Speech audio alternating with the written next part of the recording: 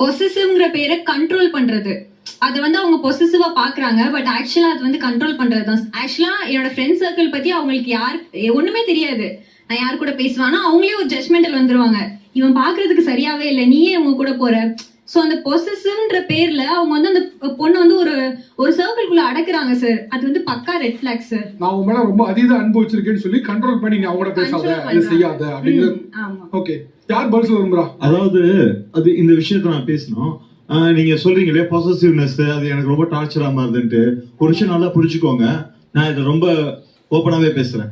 சமூகத்துல வந்து எங்களுக்கு தெரியும், ஒரு ஆணா எனக்கு தெரியும் யார் என்ன இன்ட்யூஷன்ல பழகுறாங்க தெரியும். உங்களுக்கு மேபி அவன் என் ஃப்ரெண்டு, அவனை 10 வருஷம் தெரியும், 20 வருஷம் தெரியும். இங்க எல்லாருமே வாய்ப்புகள் கிடைக்காத வரைக்கும் எல்லாருமே நல்லவங்க தான். I will tell a quote, let it be vulgar, virginity is not the dignity, it is a lack of opportunity. இது நீங்க தப்பா கூட எடுத்துக்கோங்க, நான் ரொம்ப பிற்போக்குவாதியா கூட எடுத்துக்கோங்க, ஐ டோன்ட் கேர்.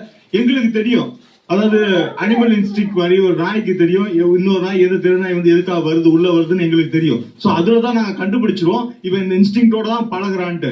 அதாவது நான் இன்னைக்கு ஹோட்டலுக்கு போறேன் சார், டெய்லி இட்லியே சாப்பிட்டுட்டு இருக்கேன் சார். பக்கத்து டேபிள் ஒருத்தர் பூரி சாப்பிட்றா சார், பாக்குறேன் நல்லா இருக்கு, ஓகே ஒரு நாள் ட்ரை பண்ணி பார்த்தா என்ன, இவ்வளவுதான். இங்க வேற எதுவுமே கிடையாது, அங்க அவ்வளவுதான் அந்த மேட்டர். அது நடந்தப்ப தடுக்கிறோம். ஃபர்ஸ்ட் ஏன் உங்களுக்கு ஒரு பையன் ஏன் தேவைப்படுறான், ஒரே விஷயம் மட்டும் பதில் சொல்லுங்க. ஒரு பையன் ஏன் உங்களுக்கு தேவைப்படுறான்? Protective girl. Protective, correct, protective. புரியுதுங்களா?